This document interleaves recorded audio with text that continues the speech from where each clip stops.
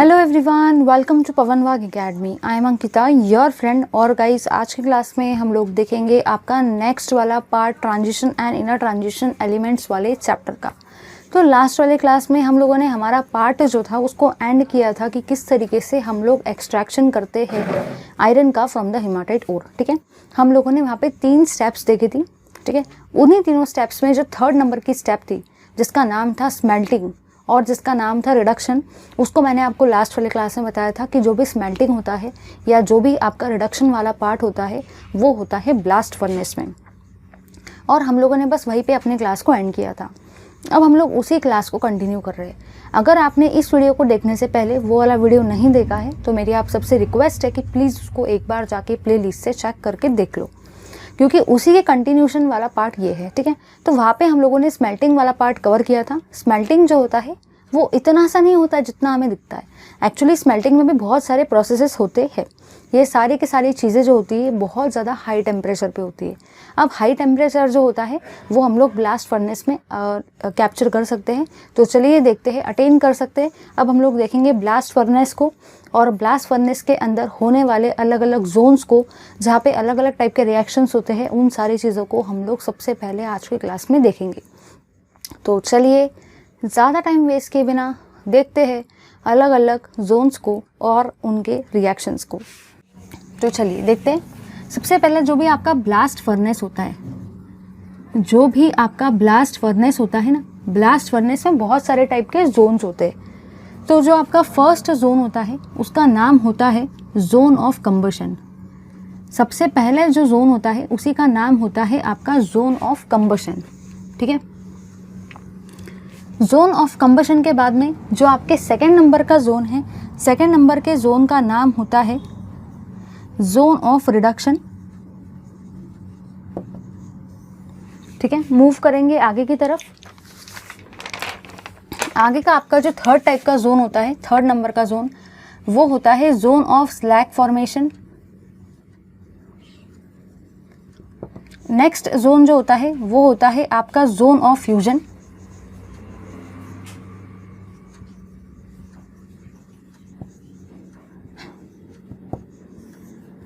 Fifth number का आपका जो जोन होता है वो होता है रिफाइनिंग जोन।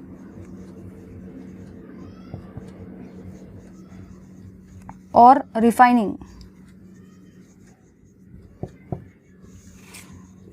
तो ऐसे टोटल 5 टाइप के आपके जोन हैं जो अभी हम लोगों को देखना है। इनमें सारे के सारी चीज़ें देखना है कि सपोज इनका टेम्परेचर कितना होता है। ठीक है, उसी के साथ साथ ये कौन से हाइट पे होते हैं उस ब्लास्ट फर्नेस के अंदर में, उसी के साथ साथ इनमें और कौन से रिएक्शंस होते हैं, कौन से स्टेज पे ये होता है, वो सारी चीज़ें अभी हम लोग देखेंगे। So I know you all are ready and very interested to watch this. तो चलिए देखते हैं इस पार्ट को। अब कहना मुझे यहाँ पे ये है कि सबसे पहले हमको देखने का है जोन ऑफ कंबशन, कि कंबशन के जोन में एक्चुअली होने वाला क्या है। लेकिन उसी जोन को बताने से पहले मुझे आपको बताना है इसका टेम्परेचर और इसकी हाइट। मतलब ये जोन ऑफ कंबशन जो है वो कौन से हाइट पर है ब्लास्ट फर्नेस में, कौन से हाइट पर वो ब्लास्ट फर्नेस में है, सबसे पहली और सबसे काम की चीज़। और उसी के बाद में उसका टेम्परेचर कितना होता है, ये दोनों चीज़ें हमको देखने का है। तो आपका जो जोन ऑफ कंबशन है वो 5 to 10 मीटर के हाइट पर होता है। 5 to 10 मीटर के हाइट मतलब ब्लास्ट फर्नेस आप लोग सोचो कितना बड़ा होगा। तो उसी ब्लास्ट फर्नेस के नीचे से अगर हम लोग काउंट करें तो 5 to 10 मीटर के हाइट पर आपका जोन ऑफ कंबशन रहेगा। ठीक है, और जोन ऑफ कंबशन का आपका टेम्परेचर लगभग रहता है 2000 केल्विन के आसपास। अब आप लोग ही सोचो भाई, ये इतना खतरनाक वाला हाई टेम्परेचर अटेन करना मुश्किल है नहीं, नामुमकिन है। हम लोग ब्लास्ट फर्नेस में ये वाली चीज़ कर सकते हैं। ठीक है, तो इसका जो हाइट रहता है वो 5 to 10 मीटर का रहता है। मतलब बॉटम से हम लोग 5 to 10 मीटर मेजर करते हैं। उसके बाद में इसका टेम्परेचर 2000 केल्विन रहता है। मेरी आप सबसे रिक्वेस्ट है कि जब भी आप हर एक जोन को एक्सप्लेन करोगे तो जोन का एटलीस्ट हाइट, टेम्परेचर और उसके रिएक्शन, ज़्यादा लंबी कहानी नहीं देना है, सिर्फ हाइट, टेम्परेचर और रिएक्शन ही देना है, उतना ही मैटर करता है। ठीक है, तो चलिए देखते हैं अब कंबशन को। तो कंबशन में एक्चुअली क्या होने वाला है, आप सबको पता है कि कंबशन का मतलब ही क्या होता है, बर्निंग विथ ऑक्सीजन। ऑक्सीजन के साथ में हम लोगों को उसका बर्निंग करना होता है, तो उसी को हम लोग कंबशन बोलते हैं। ठीक है, तो चलिए देखते हैं आगे के पार्ट की तरफ। इस कंबशन में देखो क्या होता है, आपका जो कार्बन है वो हाफ ऑफ ऑक्सीजन के साथ में रिएक्ट होता है और उससे फॉर्म करता है CO। उससे क्या फॉर्म होता है? उससे CO फॉर्म होता है। इसी CO का नाम होता है कार्बन मोनोऑक्साइड। ठीक है, सारे केसेस में एक्चुअली यही होता है, क्योंकि इसका नाम ही है जोन ऑफ कंबशन। कंबशन का मतलब ही होता है burning in presence of oxygen. इसलिए कार्बन जो है वो ऑक्सीजन के साथ में बर्न हो रहा है और उससे क्या फॉर्म हो रहा है? कार्बन मोनोऑक्साइड, मतलब ही CO। ठीक है, अब सेकेंड थिंग ये है कि क्या होता है, समटाइम्स जो होता है आपकी जो रिएक्शन है वो रिवर्स हो जाती है। समटाइम्स जो रिएक्शन है वो रिवर्स हो जाती है। अब रिवर्स मतलब ही कैसा, कि जो भी आपका कार्बन मोनोऑक्साइड है वो आपको carbon plus half of O2 भी दे देता है। ठीक है, तो सबसे पहली चीज़ मैंने क्या देखा कि जोन ऑफ कंबशन आपका सबसे पहला जोन होता है ब्लास्ट फर्नेस का। Second thing, zone of combustion में हाइट जो होती है वो 5 to 10 मीटर की होती है। टेम्परेचर होता है 2000 केल्विन। ठीक है, फिर आपने यहाँ पे एक रिएक्शन देखी। रिएक्शन में मैंने आपको ये बताया कि कंबशन का मतलब ही होता है burning in presence of oxygen, इसलिए मैंने ऑक्सीजन को लिया, कार्बन के साथ में उसका बर्निंग कराया तो CO मतलब कार्बन मोनोऑक्साइड बना। लेकिन कुछ केसेस में वेरी रेयरली, मतलब 99% तो ऊपर वाली ही रिएक्शन होंगी, 1%, सिर्फ 1%, मतलब बहुत ही कम, आपकी ये रिएक्शन का उल्टा भी हो सकता है। ठीक है, वेरी रेयर। अब देखेंगे हम लोग जोन ऑफ रिडक्शन को। तो जो भी आपका जोन ऑफ रिडक्शन है, हाँ, इससे पहले यहाँ पे डेल्टा H का वैल्यू नेगेटिव होता है, मतलब ये रिएक्शन आपकी एक्सोथर्मिक नेचर की होती है। एक्सोथर्मिक मतलब क्या? एक ऐसी रिएक्शन जिसमें हीट बहुत सारी रिलीज होती है, एंथैल्पी नेगेटिव होती है। ठीक है, अब जोन ऑफ रिडक्शन में आपका जो हाइट होता है उसको भी हम लोग देखेंगे, और जोन ऑफ रिडक्शन में ही हम लोग टेम्परेचर को भी देखेंगे कि टेम्परेचर कितना रहता है। तो जोन ऑफ रिडक्शन में आपका हाइट रहता है 22 to 25। ठीक है, और इसी के साथ साथ टेम्परेचर आपका रहता है 900 केल्विन। ठीक है, तो आई होप आपको एक क्लियर कट आइडिया मिल गया कि क्या एक्चुअली हो रहा है। तो कुछ भी नहीं करना है आपको, बस यहाँ पे क्या करना है, सिर्फ थोड़ा ध्यान देना है। काम की चीज़ ये है, इसका नाम है जोन ऑफ रिडक्शन। ठीक है, हाइट 22 to 25 मीटर। अब नीचे से जब मैं 5 से 10 मीटर की हाइट पे जाऊंगी तो मुझे जोन ऑफ कंबशन मिलेगा, और नीचे से ही अगर मैं 22 to 25 मीटर के हाइट पे जाती हूँ, देखो 5 to 10 मीटर के हाइट पर आपका जोन ऑफ कंबशन है, और नीचे से ही 22 to 25 मीटर के हाइट पर आपका जोन ऑफ रिडक्शन है। ठीक है, वहाँ पे आपका टेम्परेचर 900 केल्विन रहता है। ठीक है, चलिए मूव करेंगे। अब इस रिडक्शन में जाहिर सी बात है रिडक्शन ही होने वाला है, तो देखो क्या करेंगे, हम लोग लेंगे Fe2O3। आप सबको पता है कि Fe2O3 जो है वो हीमाटाइट का फॉर्मूला है, जो कि आयरन का ओर होता है। Fe2O3 आपके हीमाटाइट का फॉर्मूला है, जो कि आपके आयरन का ओर है।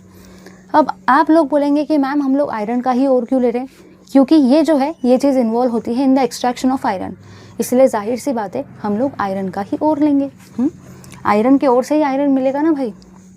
चलिए ठीक है, इसको हम लोग क्या करवाने वाले हैं, ये जो आयरन का ओर है, ये जो भी आपका आयरन का ओर है ना, ये रिएक्ट करेगा सबसे पहले तो इस CO के साथ में, सबसे पहले वो इस CO के साथ में रिएक्ट करेगा। ठीक है, यहाँ पे वो इस CO के साथ में रिएक्ट करेगा। और एक और रिएक्शन पॉसिबल जो है वो ये है कि वही आपका Fe2O3 जो है वो ये भी हो सकता है कि वो इस कार्बन के साथ में भी रिएक्ट करे, इस कार्बन के साथ में भी वो रिएक्ट करेगा। ठीक है, मतलब यहाँ पे दो चीज़ें पॉसिबल है। सबसे पहली चीज़ क्या पॉसिबल है कि आयरन का और हीमाटाइट इस CO के साथ में रिएक्ट करेगा, या तो फिर ऐसा भी हो सकता है कि Fe2O3 इस कार्बन के साथ में भी रिएक्ट करेगा। अब करना क्या है भाई, करना कुछ भी नहीं है, जो भी आपका आयरन है ना उसका कन्वर्शन हो जाता है Fe में, मतलब हीमाटाइट और मतलब ही Fe2O3 उसका कन्वर्शन Fe में हो जाता है, मतलब आयरन का रिडक्शन हो रहा है। ठीक है, उसी के साथ साथ अब यहाँ पे CO है, जाहिर सी बात है, देखो भाई ज़्यादा दिमाग नहीं लगाना है, जाहिर सी बात है इस आयरन इसके अंदर Fe और ऑक्सीजन है, ज़्यादा दिमाग मत लगाओ। इस Fe2O3 के अंदर में दो चीज़ें, आयरन और ऑक्सीजन। अब आयरन इधर आ गया तो बचा क्या, आयरन इधर आ गया तो बचा क्या, आपका ऑक्सीजन बचा, तो ये ऑक्सीजन इसके पास चल जाएगा तो क्या बन जाएगा, CO2, है ना। इट्स वेरी सिंपल, यहाँ पे आयरन और ऑक्सीजन थे, यहाँ पे आयरन मिला तो बचा क्या, ऑक्सीजन, ये ऑक्सीजन इसके पास चले गया, क्या बचा, CO2, क्या बन गया, CO2। चलो नीचे आ जाएंगे, यहाँ पे भी वही वाली चीज़ होंगी, यहाँ पे Fe2O3 से आयरन बनेगा।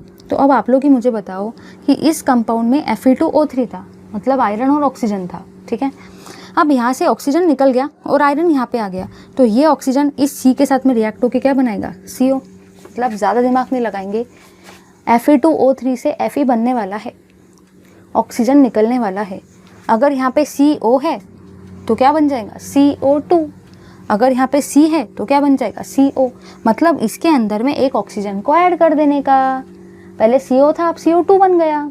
यहाँ पे C था तो यहाँ पे CO बन गया, काम खत्म।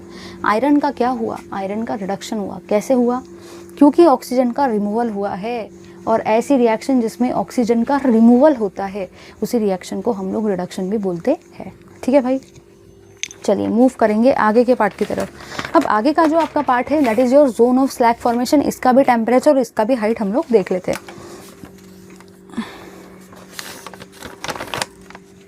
यहाँ पे जो जोन ऑफ स्लैग फॉर्मेशन होता है इसका आपका हाइट होता है 20 मीटर का। जोन ऑफ स्लैग फॉर्मेशन का हाइट 20 मीटर का होता है, और इसी के साथ साथ इसका जो भी आपका टेम्परेचर होता है वो होता है 1200 केल्विन का। ठीक है, तो ये चीज़ समझ में आ गई। हाइट इसका 20 मीटर का होता है और टेम्परेचर 1200 केल्विन का होता है। ठीक है, मतलब सोचने की बात है कि सबसे पहले जोन ऑफ कंबशन आता है, उसी के बाद में जोन ऑफ रिडक्शन 22 से 25 मीटर के हाइट पे, लेकिन नीचे से 20 मीटर के हाइट पे आपका जोन ऑफ स्लैग फॉर्मेशन है। अब दिमाग में क्वेश्चन आएगा कि मैम इसका हाइट कम है तो ये पहले आना चाहिए था, लेकिन ऐसा नहीं करना है, क्योंकि वो स्टेप बाय स्टेप प्रोसीजर जो होती है वो ऐसे ही फॉलो होती है, इसलिए हमको भी उसके ही अकॉर्डिंगली जाना है। ठीक है, तो चलिए देखते हैं। नीचे से 5 to 10 मीटर के हाइट पर जोन ऑफ कंबशन, नीचे से 20 मीटर के हाइट पर जोन ऑफ स्लैग फॉर्मेशन, नीचे से 22 से 25 मीटर के हाइट पर जोन ऑफ रिडक्शन। ठीक है, चलिए अब हम लोग देखेंगे जोन ऑफ स्लैग फॉर्मेशन में।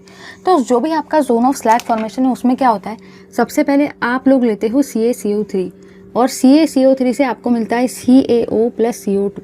जाहिर सी बात है भाई, देखो CaCO3 है, ठीक है, इसके अंदर में एक कैल्शियम है तो एक कैल्शियम इधर आया, इसके अंदर में एक कार्बन है तो एक कार्बन इधर आया, और ऑक्सीजन 3 है। ऑक्सीजन कितने, 3, तो 2 ऑक्सीजन यहाँ पे गए, एक ऑक्सीजन यहाँ पे आया। ठीक है, CaCO3 अगर आपको नहीं आता है तो कुछ भी नहीं करना, सिर्फ इसमें से CO2 को निकाल देना, इसमें से CO2 को निकाल देना, जो बच गया उसको लिख देना। देखो कैसे, एक बार देखो इधर, यह है CaCO3, इसी को हम लोग ऐसा भी लिख सकते हैं CaCOOO, ऐसा भी लिख सकते हैं भाई। तो सबसे पहले आप इसमें से CO2 को बाहर निकाल देना। अगर CO2 बाहर निकल गया तो क्या बच गया, CaO, उस CO को यहाँ लिख देना। ठीक है, ये इस तरीके से याद रखने का एक तरीका है। ठीक है, चलो अब आगे में क्या होता है, यहाँ पे जो भी आपका CaO बनता है वो CaO जो है वही CaO आपका इधर में आ जाता है। अच्छे से लिखते हैं इसको, वही CaO आपका इधर आता है, वो Si2 के साथ में रिएक्ट करता है और उससे फॉर्म करता है आपका CaSiO3। अब दिमाग में आता है कि मैम इसको भी हमको रट्टा मारना पड़ेगा क्या? बिल्कुल नहीं। सबसे पहले मैंने आपको सिखा दिया, बता दिया कि किस तरीके से CaCO3 से अगर आपको प्रोडक्ट बनाना है तो सबसे पहले CO2 को बाहर निकाल लो, जो बच गया उसको लिख दो। फिर हम लोग ने क्या किया, ये जो बच गया था, अब जाहिर सी बात है ये CO2 को तो नहीं ले सकते, वो तो गैस है ना, जैसे वो बनेगा वैसे वो आसमान में उड़ जाएगा, गैस रुकेगा नहीं। अब ये वाली चीज़ सॉलिडिफाइड है, इसको हम लोग लेंगे यहाँ पे, इसके अंदर SiO2 डालेंगे और इससे CaSiO3 बनाएंगे। रट्टा नहीं मारना। देखो एक कैल्शियम है तो एक कैल्शियम आ गया, एक सिलिकॉन है एक सिलिकॉन आ गया। अब देखो एक ऑक्सीजन यहाँ पर है, 2 ऑक्सीजन यहाँ पर है, 1 + 2 कितना होता है, 3, इसलिए 3 ऑक्सीजन आ गए। मतलब करना कुछ भी नहीं है, सिर्फ इन दोनों को हम लोगों ने कंबाइन कर दिया। ठीक है, अब इनके नाम लिख लेते हैं। इसका नाम होता है कैल्शियम कार्बोनेट, इसका नाम आपका होता है कैल्शियम कार्बोनेट। ठीक है, इसका नाम आपका होता है क्विकलाइम, इसका नाम क्विकलाइम भी होता है, और इसी को हम लोग कैल्शियम ऑक्साइड भी बोलते हैं, इसी को आप कैल्शियम ऑक्साइड भी बोलते हो। इस SiO2 जो है, ये SiO2 का नाम होता है सिलिका। ठीक है, और इसका नाम होता है आपका कैल्शियम सिलिकेट, इसका नाम आपका होता है कैल्शियम सिलिकेट, जिसको हम लोग स्लैग भी बोलते हैं, जनरल तरीके से इसको स्लैग बोलते हैं। अब देखो स्लैग जो है मैंने आपको लास्ट वाले क्लास में बताया था, तो एक बार जाके वहाँ पे देख लो। ठीक है, अब हम लोग देखेंगे जोन ऑफ फ्यूजन को। चलिए अब हम लोग देखते हैं जोन ऑफ फ्यूजन को। तो एक्चुअली जोन ऑफ फ्यूजन में क्या होता है, सबसे पहले जोन ऑफ फ्यूजन में आपके जो भी जैसे कि मैंगनीज के सॉल्ट्स होते हैं, जैसे कि MnO2 होता है, ठीक है, तो MnO2 जो है उसका रिडक्शन हो जाता है मैंगनीज में, मतलब Mn में, ठीक है। जो भी आपका सिलिका है, मतलब ये आपका जो भी SiO2 है उसका भी रिडक्शन हो जाता है और उसका कन्वर्शन हो जाता है सिलिकॉन में, ठीक है। अब जो भी आपके Ca3PO4 3 टाइम्स है, Ca3PO4 जो भी आपका इस टाइप का सॉल्ट है इसका भी रिडक्शन होता है, इससे भी आपको फॉस्फोरस मिलता है, इसी के साथ साथ आपको यहाँ पे कार्बन भी मिलता है और ऐसे बहुत सारी चीज़ें आपको मिलती है, ठीक है। ये आपकी सारी की सारी क्या होती है, इम्प्योरिटीज़ होती है। फिर आप लोगों ने यहाँ पे जो देखा वो ये है कि जो भी आपका स्पॉन्जी आयरन रहेगा, स्पॉन्जी आयरन, ठीक है, स्पॉन्जी आयरन एब्जॉर्ब कर लेगा ये सारी इम्प्योरिटी को। ध्यान देना ज़रा, थोड़ा थ्योरेटिकल पार्ट है, रटने वाला पार्ट है। स्पॉन्जी आयरन जो है वो एब्जॉर्ब कर लेगा ये सारी की सारी इम्प्योरिटीज़ को। कौन सी इम्प्योरिटीज़ है ये इम्प्योरिटीज़ है मैंगनीज की, सिलिकॉन की, फॉस्फोरस की और कार्बन की, ठीक है। स्पॉन्जी आयरन ने एब्जॉर्ब कर ली ये सारी की सारी इम्प्योरिटीज़ को, मैंगनीज, सिलिकॉन, फॉस्फोरस और कार्बन, ठीक है। अब ये जो आपका स्पॉन्जी आयरन था ना, ये जो आपका स्पॉन्जी आयरन था ये बन गया आपका मोल्टन आयरन, ठीक है।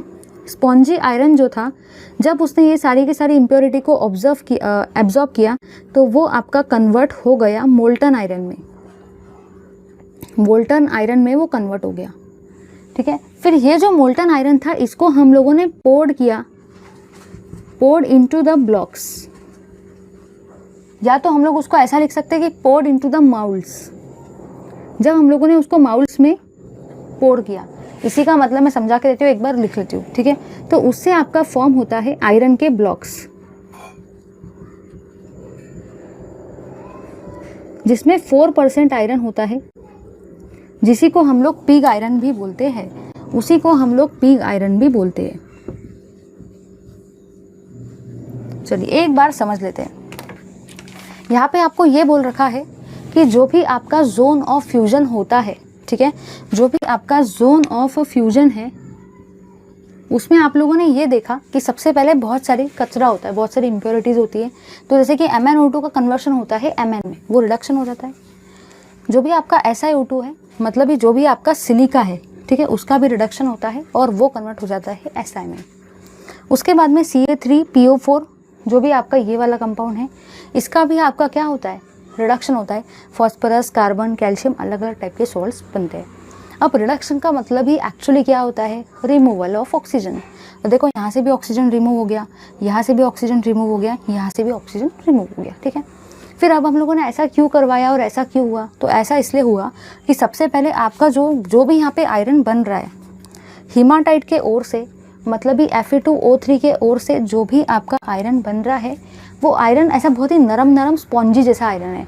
स्पॉन्जी मतलब कैसे, स्पंज कैसे रहता है, बिल्कुल उसी टाइप का स्पॉन्जी बोलते हैं ना हम लोग, स्पंज। या आप लोगों ने देखो स्माइली बॉल देखा होगा, वैसे नरम एकदम स्पॉन्जी नेचर का होता है। तो वैसे ही आपका आयरन जो होता है वो भी मोल्टन फॉर्म में एकदम नरम स्पॉन्जी फॉर्म में होता है। वो क्या करता है, वो ये सारी की सारी इम्प्योरिटीज़ को एब्जॉर्ब कर लेता है। मैंगनीज की, सिलिकॉन की, फॉस्फोरस की और कार्बन की सारी इम्प्योरिटीज़ को वो एब्जॉर्ब कर लेता है। फिर उसका कन्वर्शन हो जाता है मोल्टन आयरन में। मतलब स्पॉन्जी आयरन जो होता है उसने इम्प्योरिटीज़ को एब्जॉर्ब कर ली और वो कन्वर्ट हो गया मोल्टन आयरन में। अब ये जो मोल्टन आयरन है, जैसे कि आप लोगों ने बर्फ़ के घर में देखा है कि जिसमें आप लोग आइस जमाते हो रेफ्रिजरेटर में, वो देखो कैसे ब्लॉक्स होते हैं, उसमें आप लोग पानी को डाल देते हो, फ्रीज़र में रख देते हो, कुछ समय के बाद उससे आइस कन्वर्ट हो जाता है, बर्फ़ बन जाता है। तो बिल्कुल उसी टाइप में ये जो स्पॉन्जी आयरन है ना, हम लोग क्या करवाते हैं, हम लोग मतलब जो वर्कर्स होते हैं वो लोग उसको भी पोर करवाते थे इनटू द माउल्स। माउल्स मतलब इस साँचा जो होता है ना, साँचा बिल्कुल वही है, मतलब समझ लो उसी टाइप का साँचा रहता है जिस टाइप में हम लोग आइस डालते हैं ना, वाटर डालते हैं और आइस बनाते हैं, बिल्कुल वही वाला साँचे में उसको डाल दिया जाता है। अब वो वाले साँचे में क्या होता है, जाहिर सी बात है भाई, कुछ समय के बाद में जैसे आइस के ब्लॉक तैयार होते हैं ना, देखा है ना कैसे रसना वगैरह में डालते हैं हम लोग, शरबत में डालते हैं तो आइस के ब्लॉक्स तैयार होते हैं, तो उसी तरीके से यहाँ पे आयरन के ब्लॉक्स तैयार होते हैं। अब ये जो आयरन के ब्लॉक्स तैयार होते हैं इसमें 4% ही आयरन होता है, ठीक है। और ये जो 4% आयरन होता है इसी को हम लोग पिग आयरन बोलते हैं। आपको ये बात बहुत अच्छे से याद रखना है कि अगर पेपर में आ जाए कि पिग आयरन क्या होता है, तो याद रखना है जिसमें 4% आयरन होता है उसी को हम लोग पिग आयरन बोलते हैं। अब रिफाइनिंग जोन में क्या होता है, रिफाइनिंग जोन में जो भी आपका इम्प्योर आयरन होता है, इम्प्योर आयरन, उसको हम लोग कन्वर्ट कर देते हैं into the pure iron. Refining zone में इम्प्योर आयरन को हम लोग प्योर आयरन में कन्वर्ट कर देते हैं और इस प्रोसेस का नाम होता है इलेक्ट्रोलिटिक रिफाइनिंग।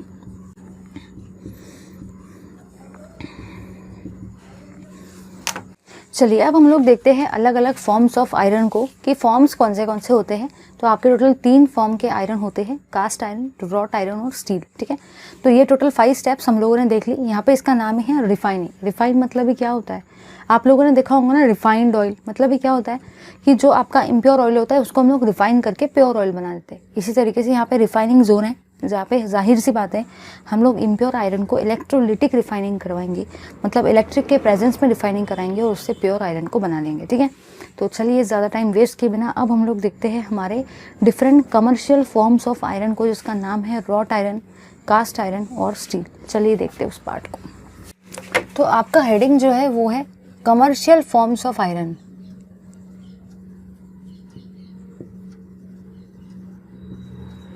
तो कमर्शियल फॉर्म्स ऑफ आयरन में आपके टोटल आयरन के 3 पार्ट्स हैं।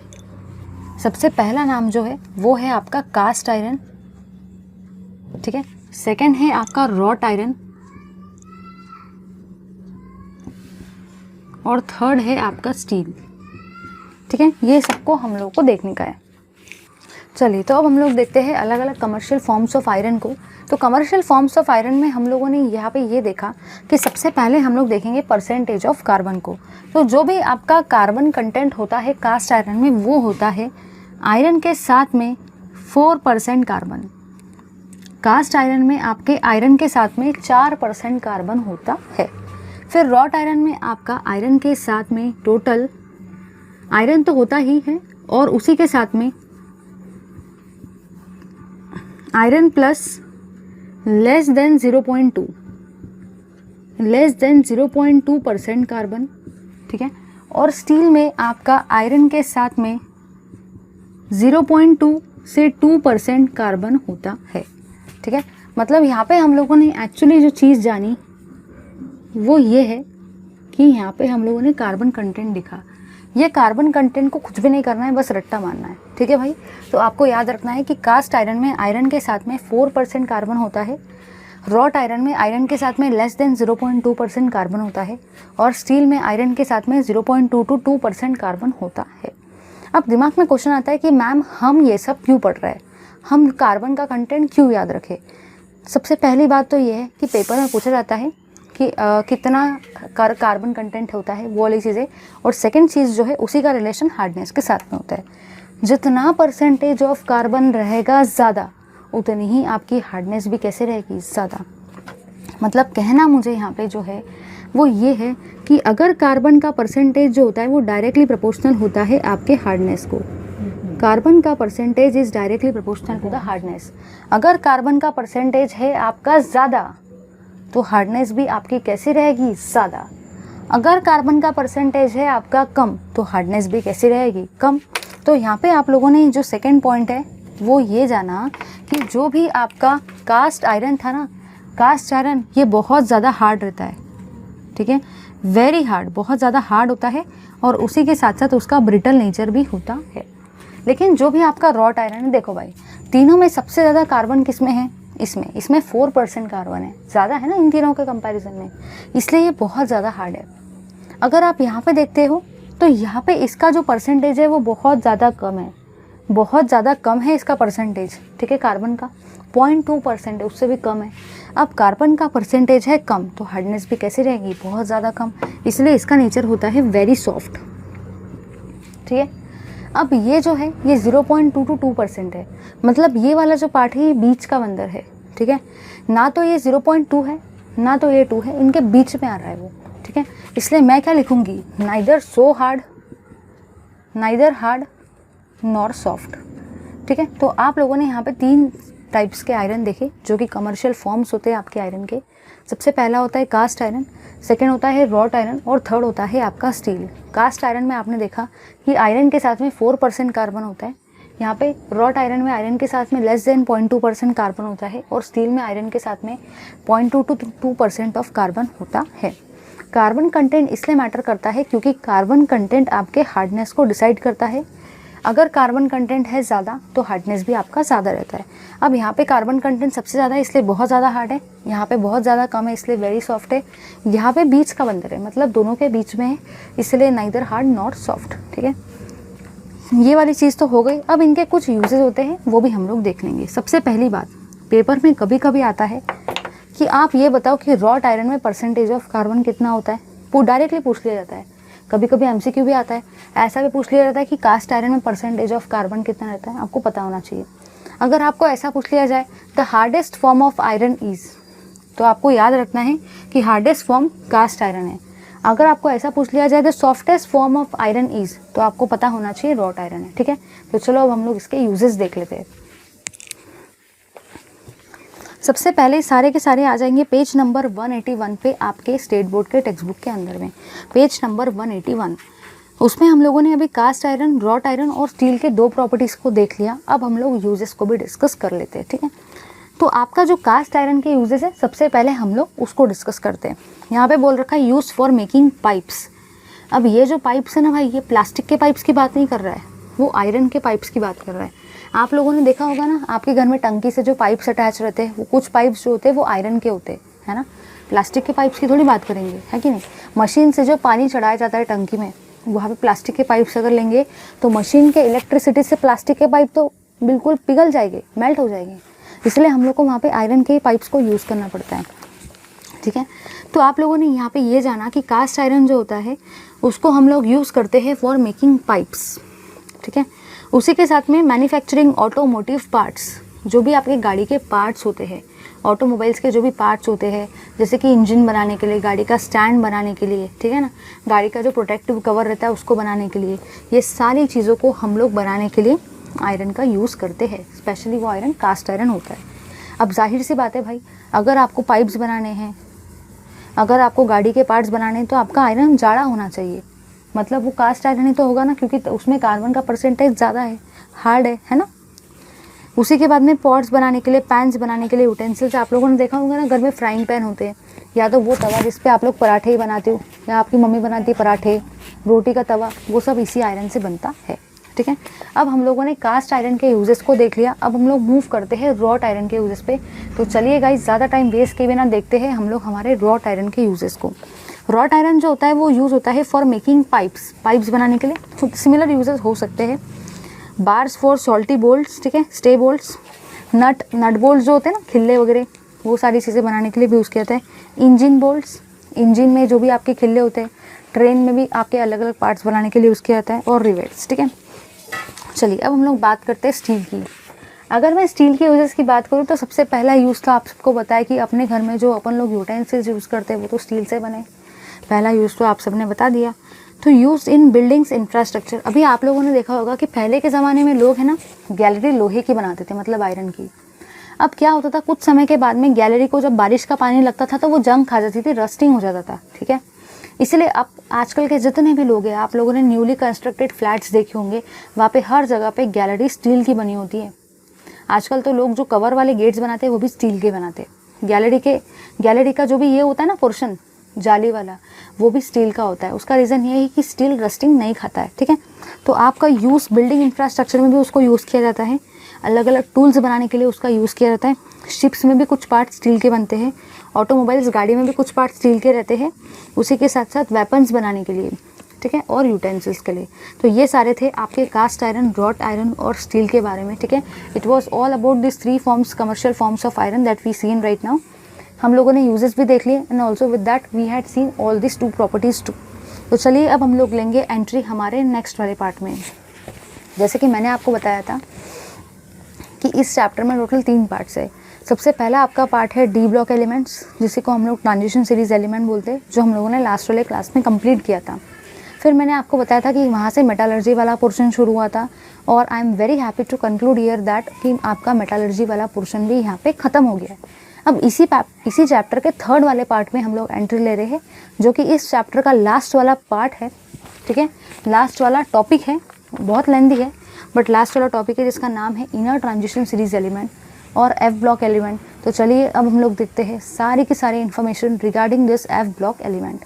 चलिए देखते हैं थर्ड पार्ट के अंदर में। चलिए थर्ड पार्ट के अंदर मूव कर रहे हैं इसी चैप्टर के inner transition series element. Inner transition series element,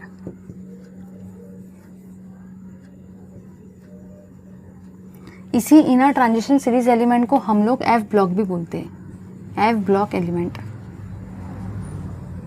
तो बस आपको यहाँ पे इतना ही याद रखना है कि जब ट्रांजिशन सीरीज एलिमेंट बोलते हैं तो डी ब्लॉक एलिमेंट बोलते हैं। अब ट्रांजिशन के सामने कौन सा नाम आया है? Inner transition. मतलब जब इनर ट्रांजिशन सीरीज एलिमेंट आता है तो उसी को हम लोग एफ ब्लॉक एलिमेंट भी बोलते हैं। ठीक है, तो चलिए देखते हैं इस पार्ट को। यहाँ पे सबसे पहले आपको एफ ब्लॉक एलिमेंट का डेफिनेशन देखना है कि एफ ब्लॉक एलिमेंट एक्चुअली होते क्या है। तो चलिए देखते हैं हम लोग एफ ब्लॉक एलिमेंट के डेफिनेशन को। एफ ब्लॉक एलिमेंट ये कहता है the elements in which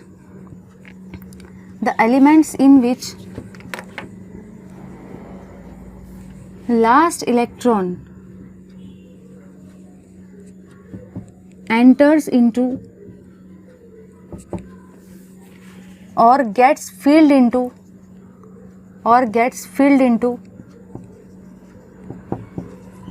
f subshell or f orbital is called as f block element। मतलब हम लोगों ने यहाँ पे जो देखा वो ये देखा कि सबसे पहले, अगर आपने देखे होंगे प्रीवियस वाले क्लासेस, तो मैंने आपको बताया था कि जब भी आपका लास्ट इलेक्ट्रॉन एंटर होता है एस सेक्शन में तो हम लोगों ने उसको एस ब्लॉक बोला था। जब पी में होता है तो P block. In the same fashion जब भी आपका लास्ट इलेक्ट्रॉन एंटर होता है एफ सेक्शन में तो ऐसे एलिमेंट्स को हम लोग एफ ब्लॉक एलिमेंट बोलते हैं। इसी को हम लोग एक और तरीके से डिफाइन कर सकते हैं, अगर आपके इलेक्ट्रॉन का फिलिंग होते जाता है एफ ऑर्बिटल या एफ सबशेल में तब भी हम लोग उसको एफ ब्लॉक एलिमेंट बोलते हैं। या तो आप लोग ऐसे भी बोल सकते हैं कि जब भी लास्ट इलेक्ट्रॉन एफ सबशेल में आएगा तो उसको हम लोग एफ ब्लॉक एलिमेंट बोलेंगे। ठीक है, चलिए मूव करते हैं आगे के पार्ट की तरफ। अब जो आपका आगे का पार्ट है, आगे का पार्ट आपका ये कहता है कि जो भी आपकी लोकेशन होती है, location of F block element, कि एफ ब्लॉक एलिमेंट की पोजीशन क्या है, पोजीशन को ही आप लोकेशन भी बोलते हो, लोकेशन को ही हम लोग पोजीशन भी बोलते हैं, position of F block element.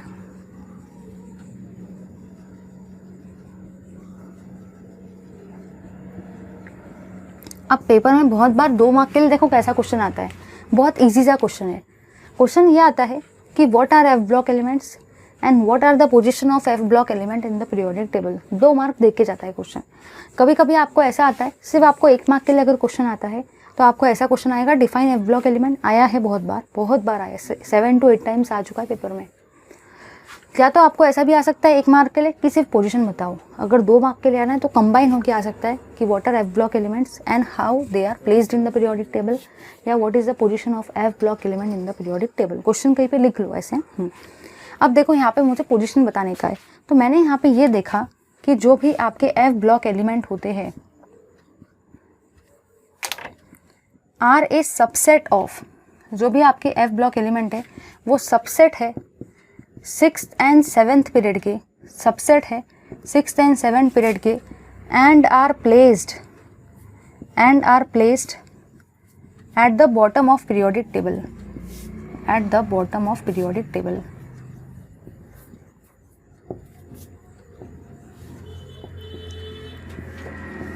ठीक है, तो आपको ये ऐसे सेंटेंस में लिखना है। अब बुक में है ना 3-4 सेंटेंसेस दे रखे, ऐसा नहीं कि आप लोग पगले जैसे 3-4 सेंटेंसेस लिखेंगे। मैंने एक परफेक्ट तरीके से आपको क्लब करके दे रही हूँ। तो आप सबसे रिक्वेस्ट है कि जब भी आप लोग क्लासेस कर रहे हो तो ब्लाइंडली क्लासेस मत करो, एक नोट लेके बैठो। एक ही कॉपी जाएगी, ज़्यादा नुकसान नहीं होगा, लेकिन सारे के सारे go on making all the notes. तो बस आप लोग एक ऐसा हैबिट बनाते जाओ कि सारे के सारे जो भी पॉइंट्स है आपके उनको कहीं ना कहीं नोट डाउन करो परफेक्ट मैनर में। ठीक है, तो चलिए ये तो हो गया।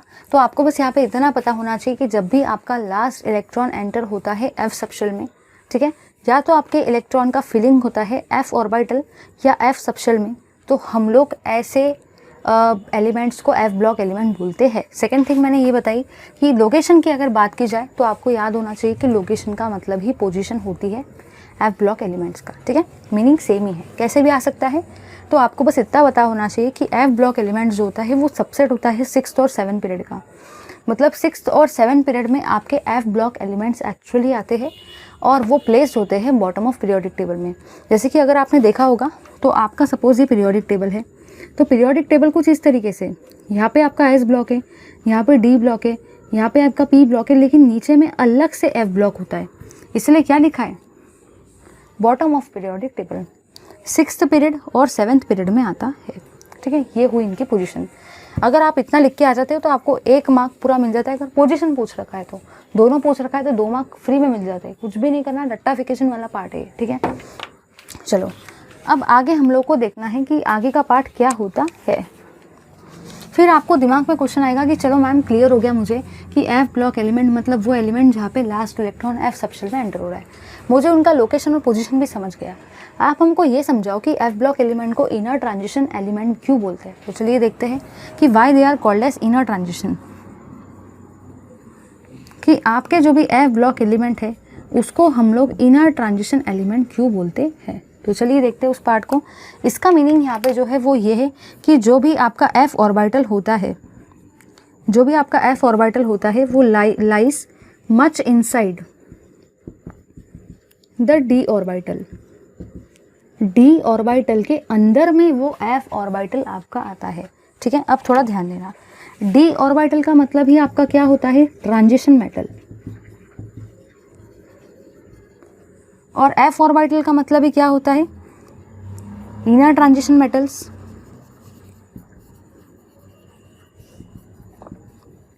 ठीक है, अब जरा ध्यान देना, यहाँ पे क्या बोल रखा है, F block element lies inside the D orbital. ठीक है, डी ऑर्बिटल मतलब ये डी सबशेल वाले एलिमेंट्स का नाम होता है ट्रांजिशन मेटल। ठीक है, ध्यान देना, डी ऑर्बिटल के अंदर में एफ ऑर्बिटल आता है, डी सबशेल के अंदर में एफ सबशेल आता है।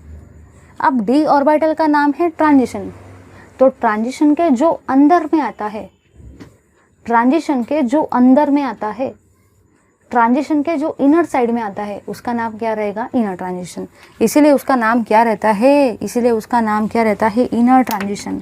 ट्रांजिशन मेटल के अंदर और इनर में, इसीलिए इसका नाम होता है so called as inner transition element, so called as inner transition element.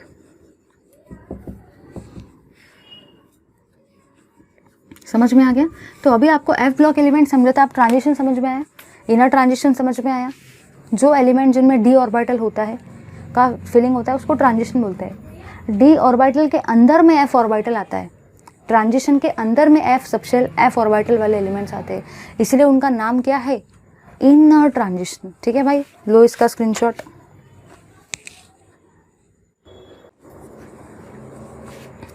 चलिए अब हम लोग देखते हैं प्रॉपर्टीज़ को आपकी एफ ब्लॉक एलिमेंट्स की। तो सबसे पहले हम लोगों ने देखा एफ ब्लॉक एलिमेंट क्या होता है। ठीक है, उसके बाद में हम लोगों ने यहाँ पे ये भी देखा कि आपकी लोकेशन या पोजीशन क्या होती है एफ ब्लॉक एलिमेंट की। तीसरी थिंग हम लोगों ने जो देखी वो ये है कि इनको इनर ट्रांजिशन एलिमेंट क्यों बोला जाता है। तो चलिए अब ज़्यादा टाइम वेस्ट किए बिना देखते हैं हम लोग सारी की सारी प्रॉपर्टीज़ को जो कि होती है आपकी एफ ब्लॉक एलिमेंट की। चलिए देखते हैं उस पार्ट को। Properties of F block element.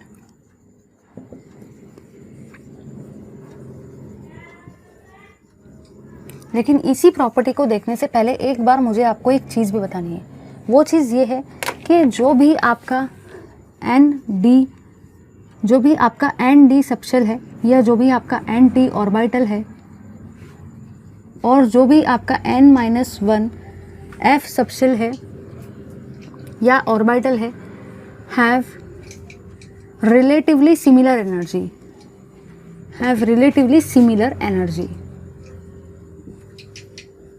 एक बार मैं लिख लेती हूँ फिर समझा देती हूँ। मतलब आपको यहाँ पे ये बोल रखा है कि एन डी ऑर्बिटल और उसी के साथ में n-1 एफ ऑर्बिटल या एफ सबशेल, जैसा भी लिखना है वैसा आप लोग लिख सकते हैं, क्योंकि ऑर्बिटल और सबशेल एक ही चीज़ है, इनको रिलेटिवली सिमिलर एनर्जी होती है। अब हम लोग देखते हैं प्रॉपर्टीज़ को। प्रॉपर्टीज़ में आप लोगों ने ये देखा कि जो भी आपकी प्रॉपर्टीज़ रहती है, जो भी आपकी प्रॉपर्टीज़ रहती है एफ ब्लॉक एलिमेंट की, जो भी एफ ब्लॉक एलिमेंट की प्रॉपर्टीज़ रहती है ना, वो रहती है similar to D block elements.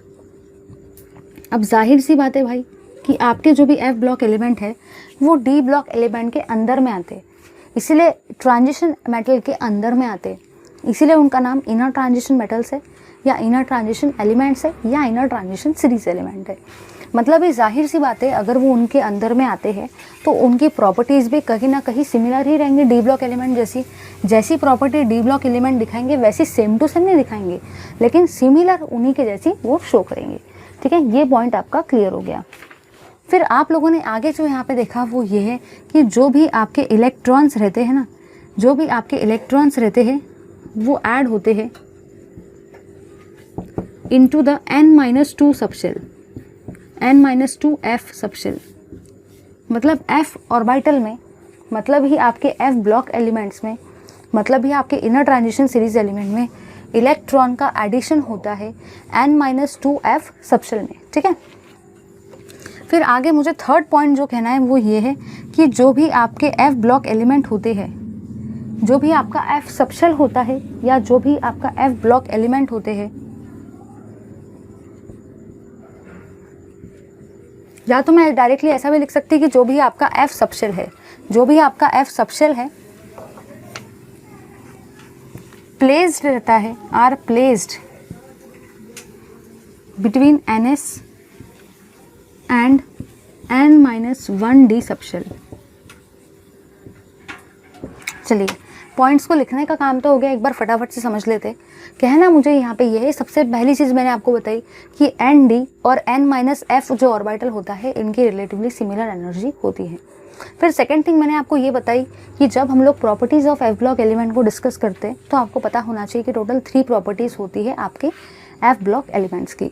उसमें हम लोगों ने ये देखा कि जो फर्स्ट प्रॉपर्टी होती है वो ये कहती है कि जो भी आपके एफ ब्लॉक एलिमेंट है वो डी ब्लॉक एलिमेंट के अंदर में आते, मतलब उनकी प्रॉपर्टी सिमिलर रहेगी डी ब्लॉक एलिमेंट के। सेकेंड पॉइंट ये है कि हमेशा इलेक्ट्रॉन का एडिशन n-2 f सबशेल में होता है। तीसरी थिंग आपकी ये है कि f सबशेल जो होता है वो ns और n-1d सबशेल के बीच में आता है। ठीक है, प्लेस जो होता है उनका बीच में होता है।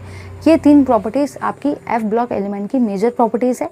लो भाई इसका सारे के सारे स्क्रीनशॉट। ठीक है भाई, अब हम लोग बढ़ते हैं आगे की पार्ट की तरफ।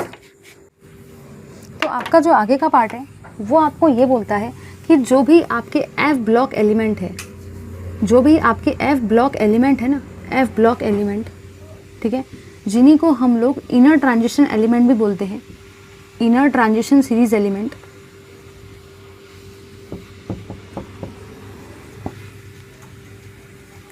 उनमें टोटल 2 टाइप के चीज़ें आती है। ठीक है, एक आता है आपका लैंथेनाइट सीरीज, एक आता है आपका लैंथेनाइट सीरीज, ठीक है, और सेकंड आता है आपका एक्टिनाइट सीरीज।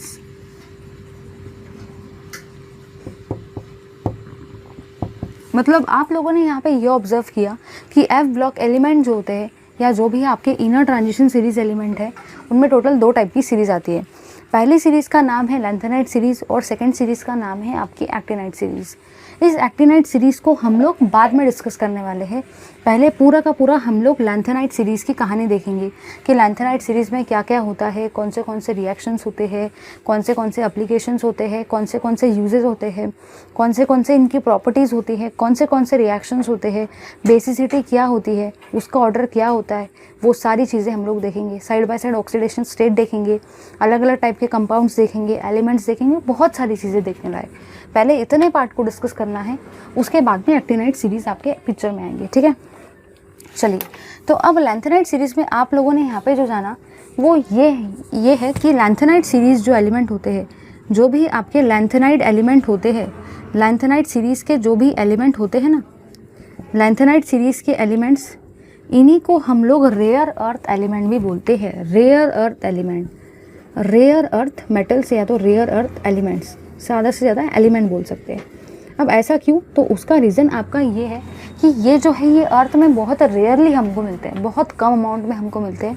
इनका अबंडेंस ज़्यादा नहीं होता है, बहुत रेयरली, बहुत कम, इसलिए उसका नाम क्या है? Rare earth element. ठीक है, तो लैंथेनाइट सीरीज़ के एलिमेंट को रेयर अर्थ एलिमेंट भी बोला जाता है। पेपर में कभी कभी आपको लैंथेनाइट सीरीज़ का डेफिनेशन नहीं पूछा जाता है, कभी कभी पूछा जाता है what are rare earth elements. तो आगे स्टूडेंट्स को कन्फ्यूजन होता है कि रेयर अर्थ एलिमेंट लैंथेनाइट है या एक्टिनाइट है। याद रखना है कि वो लैंथेनाइट सीरीज़ के एलिमेंट होते हैं। कभी कभी आपको पेपर में एटॉमिक नंबर भी पूछा जाता है कि लैंथेनाइड सीरीज़ का आपका एटॉमिक नंबर क्या होता है, मतलब कहाँ से कहाँ पे आपकी लैंथेनाइड सीरीज़ आती है पीरियोडिक टेबल में। याद रखना है एटॉमिक नंबर 57 to 71 के बीच में आपकी टोटल लैंथेनाइड सीरीज़ आती है। 57 to 71 के बीच में आपकी टोटल लैंथेनाइड सीरीज़ आती है। लो इसका सारे के सारे स्क्रीनशॉट, इसको बाद में के पार्ट में पढ़ना है। चलिए अब हम लोग मूव करेंगे आगे के पार्ट की तरफ।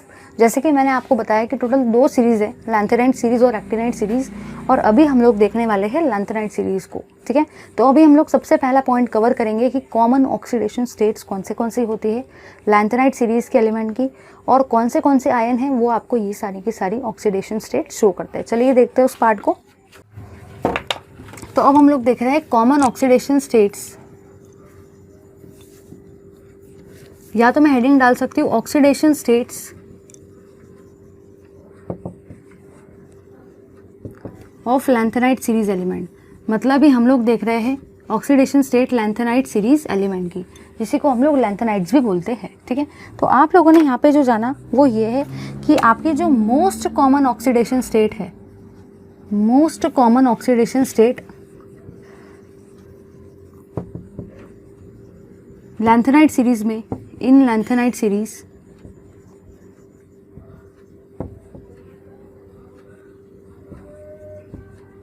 वो होती है +3।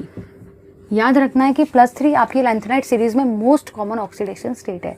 फिर आपने यहाँ पे ये जाना कि other than +3 some elements shows mostly, some element shows +2 and +4 oxidation state also. ये पूरा थ्योरेटिकल पोर्शन है, रटने वाला पोर्शन है, ज़्यादा कुछ उसमें दिमाग नहीं लगाया जा सकता है। लेकिन मुझे पता है कि वो थ्योरी वाले पोर्शन में से इंपॉर्टेंट इन्फॉर्मेशन निकालना थोड़ा सा डिफिकल्ट पार्ट है, इसलिए वो मैंने काम आपका कर दिया है। हाईलाइटेड पॉइंट्स जो पेपर में आ सकते हैं वो सारे पॉइंट्स को मैं पूरी कोशिश कर रही हूँ कवर करने की। तो मैंने यहाँ पे ये देखा कि मोस्ट कॉमन आपकी जो ऑक्सीडेशन स्टेट होती है लैंथेनाइड सीरीज एलिमेंट की वो +3 होती है, लेकिन +3 के साथ में +2 और +4 वाली ऑक्सीडेशन स्टेट भी आपके लैंथेनाइड सीरीज के एलिमेंट आपको शो करते हैं। ठीक है, चलिए देखते हैं उस पार्ट को। तो यहाँ पे आप लोगों ने ये देखा कि जो भी आपके लैंथेनाइड सीरीज़ है उसमें जो आपका EU है, EU जिसी को हम लोग यूरोपियम भी बोलते हैं, यूरोपियम, ये हम लोग सब नेक्स्ट वाले क्लास में देखेंगे। ठीक है, उसी के साथ में आपका आता है UNYB, मतलब ये आपका इटरबियम। यूरोपियम और इटरबियम जो है वो आपको +2 ऑक्सीडेशन स्टेट शो करते हैं +2 ऑक्सीडेशन स्टेट। बहुत काम का पॉइंट है। आपको ऐसा लग रहा होगा कि ये क्या चल रहा है, कुछ समझ नहीं रहा है, लेकिन याद रखना है बहुत ज़्यादा काम का पॉइंट है, बहुत ज़्यादा काम का। पेपर में बहुत बार आता है, मिलियन टाइम्स इंपॉर्टेंट पार्ट है, पूछा जाता है MCQ में या 1 मार्क के क्वेश्चन में भी आ जाता है डायरेक्ट कि ऐसा कौन से एलिमेंट्स है जो +2 ऑक्सीडेशन स्टेट दिखाते हैं। याद रखना है यूरोपियम और इटरबियम। MCQ में ऐसा भी आ सकता है, पहला ऑप्शन रहेगा यूरोपियम, सेकंड रहेगा इटरबियम ओनली, थर्ड रहेगा बोथ और फोर्थ रहेगा नन। आपको याद रखना है यूरोपियम और इटरबियम दोनों के दोनों +2 ऑक्सीडेशन स्टेट आपको शो करते हैं। ठीक है, चलिए आगे बढ़ेंगे। आगे आप लोगों ने यहाँ पे ये जाना CE का ही मतलब आपका सेरियम होता है। ठीक है, और इसी के साथ में TB का ही मतलब आपका टर्बियम होता है। ये जो एलिमेंट्स होते हैं ये आपको शो करते हैं +4 ऑक्सीडेशन स्टेट, ये आपको शो करते हैं +4 ऑक्सीडेशन स्टेट। तो आपको बस ये वाली चीज़ एकदम बढ़िया तरीके से याद रखना है। MCQ में आता है कि ऐसे कौन से एलिमेंट है जो आपको +4 ऑक्सीडेशन स्टेट दिखाते हैं इन लैंथेनाइड सीरीज। तो सेरियम और टर्बियम दोनों हैं। यहाँ से भी MCQ टाइप का क्वेश्चन आ सकता है, या तो कभी कभी 1 मार्क का भी क्वेश्चन आता है, या तो आपको याद रखना है। ठीक है भाई, यूरोपियम और इटरबियम +2 दिखाते हैं, सेरियम और टर्बियम +4 दिखाते हैं, और बाकी जो लैंथेनाइड सीरीज़ के एलिमेंट बच जाते हैं वो आपको +3 दिखाते हैं। तो मोस्ट कॉमन +3 है, +2 और +4 कम लोग दिखाते हैं। ठीक है, दोनों दिखाते हैं, याद रखना है। अगर एक लिखा हुआ रहेगा तो आपका MCQ रॉन्ग हो जाएगा, क्योंकि उसमें एक ऑप्शन रहेगा यूरोपियम एंड इटरबियम बोथ, तो आपको वो वाले आंसर पर टिक करना है। ठीक है, आए हैं इस पर क्वेश्चन, MCQ में भी आया है। ठीक है, बहुत काम का पार्ट है, इसका सारे के सारे स्क्रीनशॉट लो। चलिए, अब हम लोगों ने ये तो देख ली ऑक्सीडेशन स्टेट्स ऑफ लैंथेनाइड्स। अब हम लोग मूव करेंगे आगे के पार्ट की तरफ, जिसका नाम है आपका, जिसमें हम लोग देखेंगे अलग अलग टाइप के केमिकल रिएक्शंस जो कि आपके लैंथेनाइड सीरीज के एलिमेंट्स आपको शो करते हैं। चलिए देखते हैं उस पार्ट को। वहाँ से पेपर में क्वेश्चंस भी आते हैं, पूछा जाता है रेयरली, लेकिन आते हैं, इंपॉर्टेंट है ये, आपको एंट्रेंस में भी काफ़ी ज़्यादा हेल्प करेगा। चलिए देखते हैं इस पार्ट को। Reactions of lanthanide series element. अभी हम लोग देख रहे हैं आपके common reactions of lanthanide series element. Lanthanide series element के हम लोग कॉमन रिएक्शंस को देख रहे हैं, ठीक है।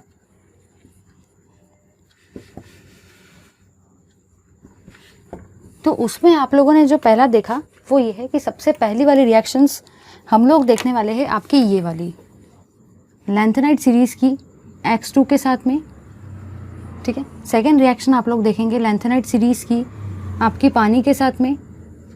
थर्ड रिएक्शन रहेगी लैंथेनाइड सीरीज की आपकी कार्बन के साथ में। फोर्थ रिएक्शन रहेगी आपकी लैंथेनाइड सीरीज की नाइट्रोजन के साथ में, ठीक है। इसी के साथ में आपकी एक रिएक्शन रहेगी लैंथेनाइड की ऑक्सीजन के साथ में। तो इस टाइप के सारे रिएक्शंस हमको अभी देखने का है। चलिए देखते हैं हम लोग इस पार्ट को, ठीक है। यहाँ पे आप लोगों ने ये ऑब्जर्व किया कि जब भी लैंथेनाइड, आपको सबसे पहली बात तो दिमाग में ये फिट कर लेना है कि जो एलन है इसी का मतलब आप लोग लैंथेनाइड सीरीज को बोल सकते हो, लैंथेनाइड सीरीज एलिमेंट, इसी का मतलब लैंथेनाइड सीरीज एलिमेंट होता है। और बुक में इसी को एम से रिप्रेजेंट किया है, तो आपकी इच्छा, आप इसको एलन मतलब लैंथेनाइड सीरीज एलिमेंट से भी रिप्रेजेंट कर सकते हो, या तो आप इसको एम से भी रिप्रेजेंट कर सकते हो, दोनों चलता है, ठीक है। ये सारे के सारे आपके लैंथेनाइड सीरीज के एलिमेंट है। ये आपका हेलोजन है, ठीक है। हेलोजन में कुछ भी आ सकता है, फ्लोरीन, क्लोरीन, ब्रोमीन, आयोडीन। ये H2O आपका वाटर है, C जो है वो आपका कार्बन है, ठीक है। जो भी आपका N2 है वो आपका नाइट्रोजन गैस है, और जो भी आपका O है वो आपका ऑक्सीजन है। यहाँ पे आप लोगों ने जो ऑब्जर्व किया वो ये ऑब्जर्व किया कि जब भी लैंथेनाइड हेलोजन के साथ में रिएक्ट करता है वो फॉर्म करता है LnX3। ऐसा क्यों हो रहा है वो भी मैं आपको समझा के देती हूँ। अगर लैंथेनाइड पानी के साथ में रिएक्ट करता है तो वो फॉर्म करता है LnOH 3 टाइम्स, ठीक है। अगर लैंथेनाइड कार्बन के साथ में रिएक्ट करता है तो ये LnC2 फॉर्म करता है। कुछ जगह आपको रट्टा मारना पड़ेगा, और कुछ जगह जो कंसेप्ट है वो मैं अभी तुरंत आपको बताने वाली हूँ।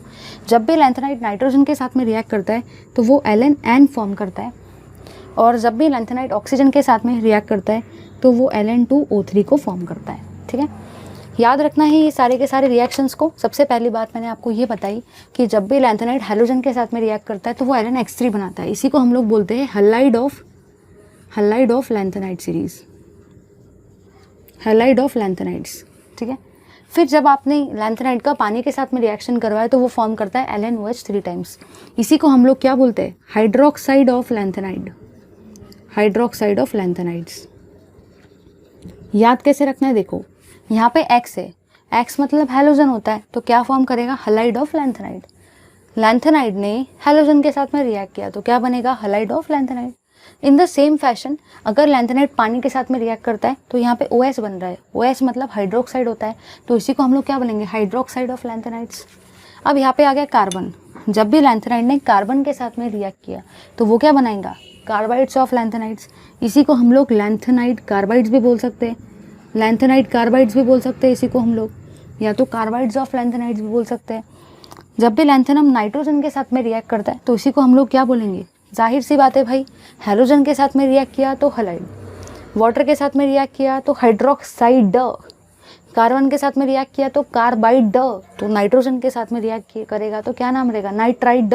तो इसी को हम लोग क्या लिखेंगे, लैंथेनम, लैंथेनाइड नाइट्राइड भी लिख सकते हैं, या तो nitrides of lanthanum, nitrides of lanthanide, ऐसा भी लिख सकते हैं, ठीक है। अब यहाँ पे जब लैंथेनाइड सीरीज के एलिमेंट ने ऑक्सीजन के साथ में रिएक्ट किया तो इसी का नाम है ऑक्साइड्स ऑफ लैंथेनाइड्स। तो आई होप अभी आपको एकदम बढ़िया तरीके से सारी चीज़ें क्लियर हो गई होंगी। कि या इसको बोला जाता है जब लैंथेनम हैलोजन के साथ में रिएक्ट करेगा तो हलाइड ऑफ लैंथेनाइड। बुक में ये सारी रिएक्शंस एकदम जंबल फॉर्म में दे रखी थी, लेकिन मैंने आपको सब के सब कंबाइन कर दिए। अब आप लोग बोलेंगे मैम हमको ये रिएक्शन तो दिखी नहीं बुक में, आप क्या हमको एक्स्ट्रा पढ़ा रहे हो? नहीं रे बाबा, ये रिएक्शन आपको बुक में थेरोटिकल फॉर्म में दे रखी है, आप वो नहीं पढ़ते हो, लेकिन पेपर में रिएक्शन आती है।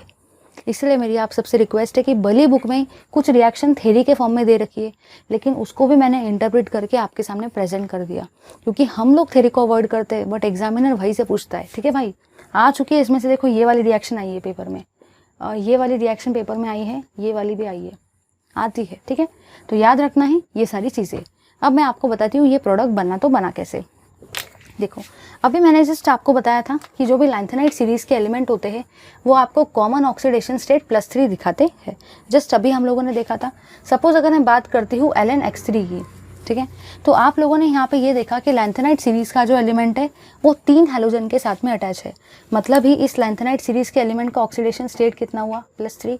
तो हाँ भाई, ये भी आपका करेक्ट है, क्योंकि अभी मैंने आपको थोड़ी देर पहले बताया था कुछ एलिमेंट्स को छोड़ के जो बाकी सारे एलिमेंट्स होते हैं लैंथेनाइड सीरीज़ के वो आपको कॉमन ऑक्सीडेशन स्टेट +3 शो करते हैं। तो ये सारे प्रोडक्ट्स की वही जड़ है। अगर हमको वो पता चल जाए ना तो ये प्रोडक्ट्स को रट्टा भी नहीं मारना पड़ेगा। मतलब कहना मुझे ये है कि यहाँ पे लैंथेनम 3 हैलोजन के साथ में अटैच है, मतलब जाहिर सी बात है उसकी ऑक्सीडेशन स्टेट कितनी रहेगी? +3।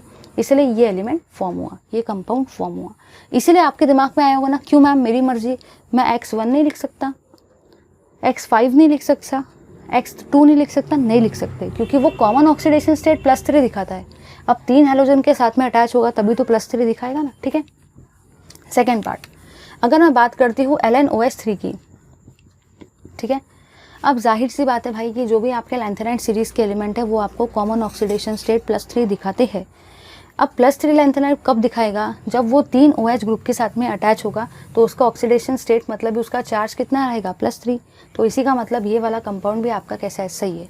ऐसा नहीं कि आप अपने मन से यहाँ पे OH1 लगा सकते हैं, 5 लगा सकते हैं, 4, 2, ऐसा अपने मन से नहीं कर सकते। अब समझ में आया ना ऐसा क्यों हो रहा है? यहाँ पे हैलोजन भी 3 ही क्यों आए, यहाँ पे OH भी 3 ही क्यों आए? क्योंकि इसका रीज़न ये है कि वो +3 दिखाता है। +3 कब आएगा? जब 3 हैलोजन जुड़ेंगे। +3 कब आएगा? जब 3 OH जुड़ेंगे। समझे या नहीं समझे? फिर आगे आ जाएंगे। सबसे पहले मैं LnN की बात करती हूँ। अब ये जो है ना, ये थोड़ा सा एक्सेप्शनल केस है, इसको रट्टा मानना पड़ेगा। एक्सेप्शनल केस है, मैं LnN की बात करती हूँ।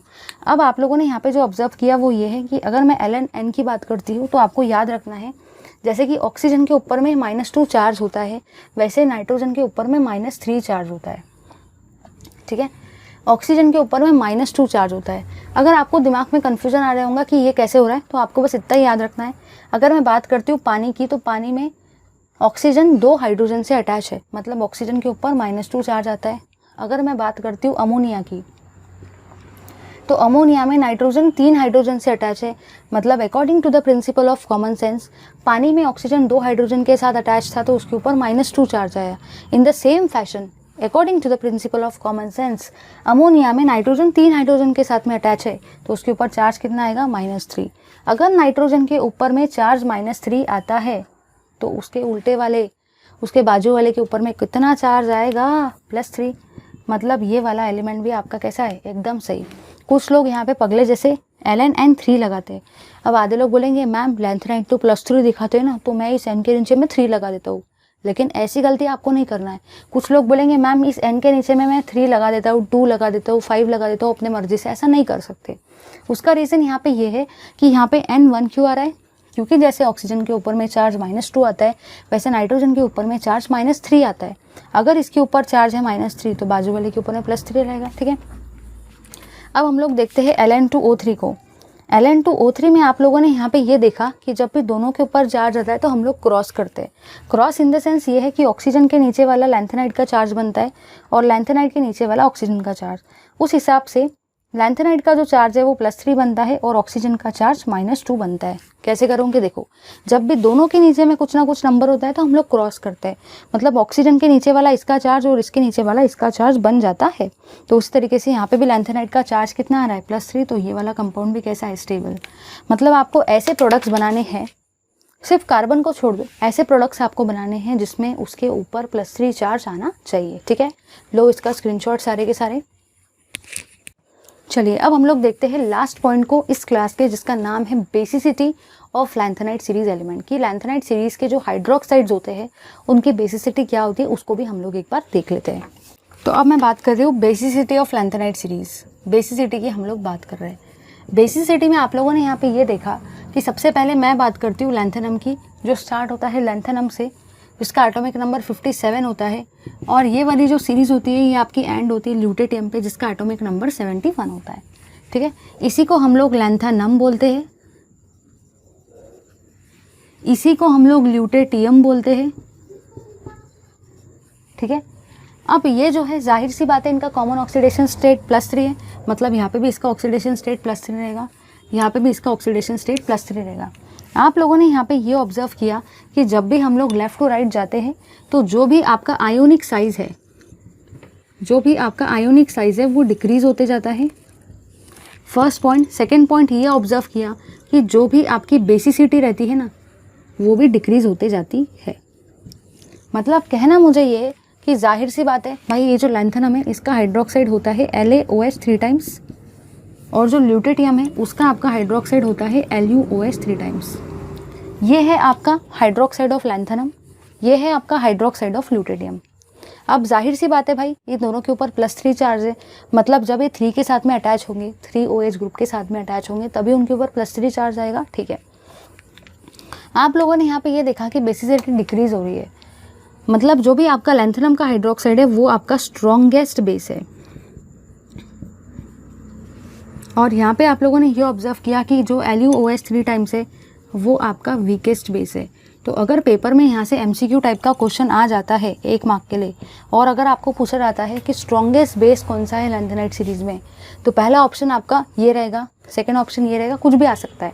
याद रखना है कि स्ट्रॉन्गेस्ट बेस LaOH 3 टाइम्स होता है, लैंथेनम का हाइड्रोक्साइड, और याद रखना है वीकेस्ट बेस LuOH 3 टाइम्स होता है ल्यूटेटियम का हाइड्रोक्साइड। ठीक है, लो भाई इसका screenshot. Thank you very much for watching this video.